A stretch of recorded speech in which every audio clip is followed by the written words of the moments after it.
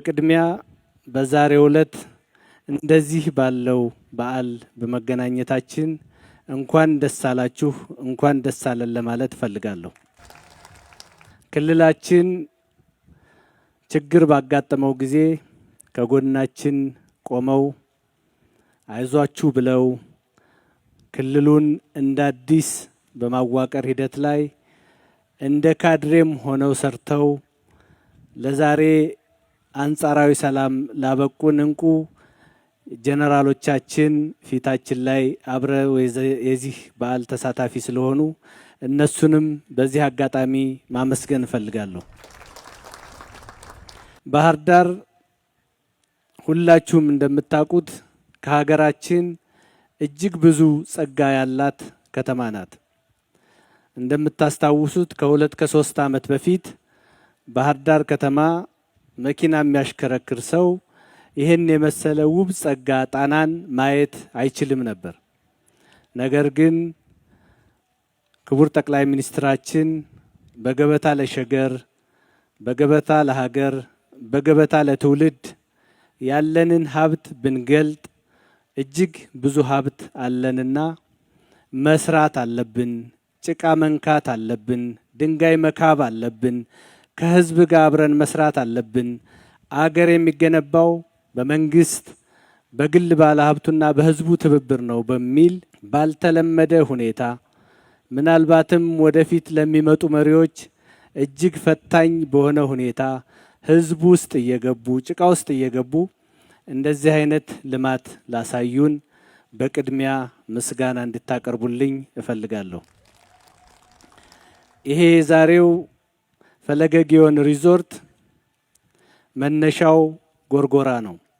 ባለሀብቱ ካሳሁን ምስጋናው ጎርጎራ በገባንበት ጊዜ ከተገነባበት ወጪ ምናልባትም አብላጫውን ከራሱ ሀብት አውጥቶ ሰርቶ ጎርጎራን ሰርቶ ማሳየት ብቻ ሳይሆን የፋሲል ግንብ ይታደስ አይታደስ የሚለውን ጭቅጭቅ እንድንፈታ ሰርቶ ማሳያ አድርጎ ወደ ፋሲል ግንባታ እንዲሁም ወደ ፈለገ ጊዮን ግንባታ እንድንገባ አድርጓል። ገንዘቡን የተከፈለው ከ2-3 ዓመት ከዚያም በላይ ነው የቆየው። የባንክ ወለድ ይወልድ ነበር። ያን ሁሉ ተቋቁሞ ነው እዚህ የደረሰው። በኋላ ደግሞ ይሄን የመሰለ ሪዞርት ገንብቷል። በእርግጥ የክልሉ መንግስት ክቡር አቶ አረጋ ከበደ እና ካቢኔያቸው ቢዘገይም ከዘገየ በኋላም ቢሆን ያወጡትን ወጪ ሙሉንም ባይሆን አብዛኛውን ከፍለዋልና የክልሉ መንግስትም ለልማት ላደረገው አስተዋጽኦ በዚህ አጋጣሚ ማመስገን እፈልጋለሁ። አቶ ካሳሁን ይሄንን ሪዞርት መገንባት ብቻ ሳይሆን ከዚህ በፊት የጎርጎራ ሪዞርት እንዲያስተዳድር የተሰጠው የኢትዮጵያ አየር መንገድ ነበር። ነገር ግን ይሄንን የመሰለ ውብ ሪዞርት በመገንባታቸው ብቻ ሳይሆን ይሄን ሪዞርት ለማስተዳደር ከጎርጎራ ጋር ለማገናኘት አዳዲስ ዘመናዊ ጀልባዎች በመግዛታቸው ይሄን ጥረታቸውን በማየት ከኢትዮጵያ አየር መንገድ የጎርጎራን ሪዞርት ወደ አቶ ካሳሁን እንዲዞር ተደርጓል። ይሄን የወሰነው መንግስት ነው።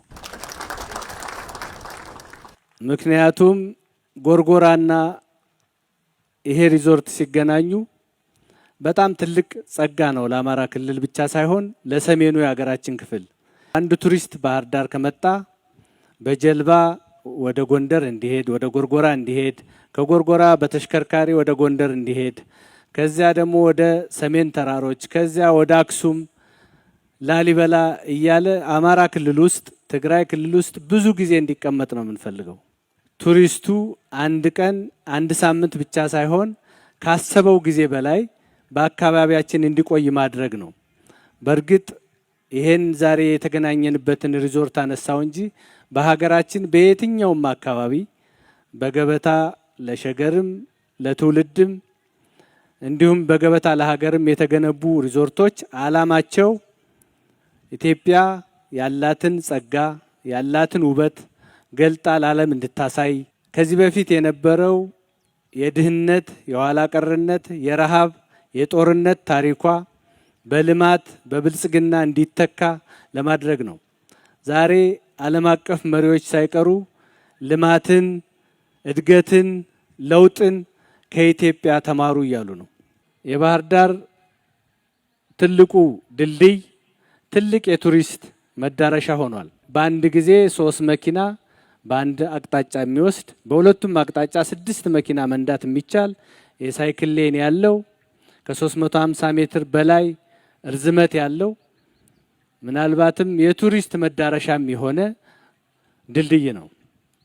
እሱ ብቻ ሳይሆን ትልቁ ስቴዲየም ደረጃውን ጠብቆ አሁን ዛሬም እንዳየነው ነገ ከነጎዲያ ዓለም አቀፍ የሆኑ ክለቦች መጠው እንዲጫወቱበት እነ አርሰናል እነ ማንቸስተር ሳናያቸው ተጫዋቾችን ሳንዳስሳቸው በአጠገባችን ሳያልፉ ምንድንደባደብባቸው ክለቦች ሳይቀሩ መጠው እንዲጫወቱ ነው የምንፈልግ። ውጭ ያሉ በረዶ በሚሆን ሰዓት ሙቀት በሚሆን ሰዓት ወይ ሙቀት ነው ወይ በረዶ ነው እነሱ ጋር። የዚያን ጊዜ ረፍት ጊዜያቸውን ለምን ባህር ዳር አያሳልፉም? ለምን ጅማ አያሳልፉም? ለምን ሐዋሳ አያሳልፉም? ለምን ኢትዮጵያ ውስጥ አያሳልፉም ነው ትልቁ እና ብዙ ነገር ነው ኮኔክት እየተደረገ ያለው። የባህር ዳር አዲሱ ተርሚናል ዛሬ እንዳየነው በቅርብ የሚመረቅ ነው። በጣም ደረጃውን የጠበቀ በርካታ ሕዝብ ሊያስተናግድ የሚችል ዓለም አቀፍ በረራ ማስተናገድ የሚችል ዘመናዊ ተርሚናል ነው እየተሰራ ያለው። እነዚህ ሁሉ ሲገናኙ አካባቢውን ትልቅ ጸጋ የሚያጎናጽፉ ትናንት የነበረንን የድህነት ታሪክ ማሻገር የሚችሉ እኛ ኢትዮጵያውያን ጀግንነት ብቻ ሳይሆን በላባችንም አገር መገንባት እንደምንችል በደማችን አገር መጠበቅ እንደቻልን ሁሉ በላባችንም አገር መገንባት እንደምንችል የሚያስተምሩ ናቸው። ዛሬ ኢትዮጵያ በጣም በበርካታ ነገሮች ደረጃ እየያዘች ያለች ሀገር ናት። ከሷ ተማሩ እየተባለ ነው። ይህን ሊያደናቅፉ የሚችሉ አንዳንድ ተግባራት አሉ። እነዚህን እያረምን መቀጠል አለብን። የሀገር ሽማግሌዎች፣ አባገዳዎች፣ አደስንቄዎች፣ የሃይማኖት አባቶች፣ ወጣቶች፣ ሁሉም የህብረተሰብ ክፍል ለሰላም መስራት መቻል አለበት።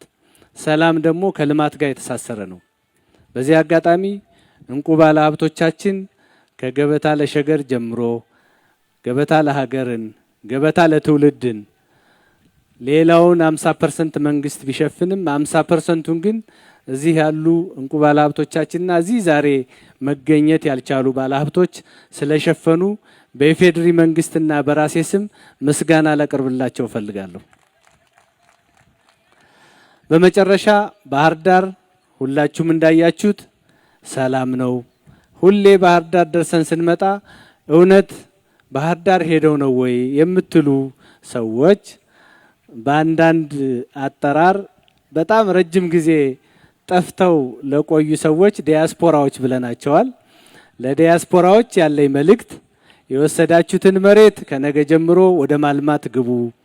ነገ ከነጎዲያ ባህር ዳር ላይ የምንወዳደር ሰዎች ምርጫውን ካሸነፍ የመጀመሪያ የምንጋጨው መሬት አጥራችሁ በተቀመጣችሁ ባለሀብቶች ላይ ነው።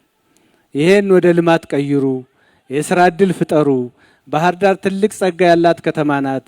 አብረን ተባብረን አገራችንን እናልማ፣ ክልላችንን እናልማ። ባህር ዳር ውቢቷ ባህር ዳርን ተባብረን እናልማ። ሰላማችንን በጋራ እንጠብቅ። መጪው ምርጫ ሰላማዊ፣ ዲሞክራሲያዊ፣ የህዝብ ቅቡልነት ያለው እንዲሆን በዚህ አጋጣሚ ጥሬን ማስተላለፍ ፈልጋለሁ። እጅግ በጣም አመሰግናለሁ።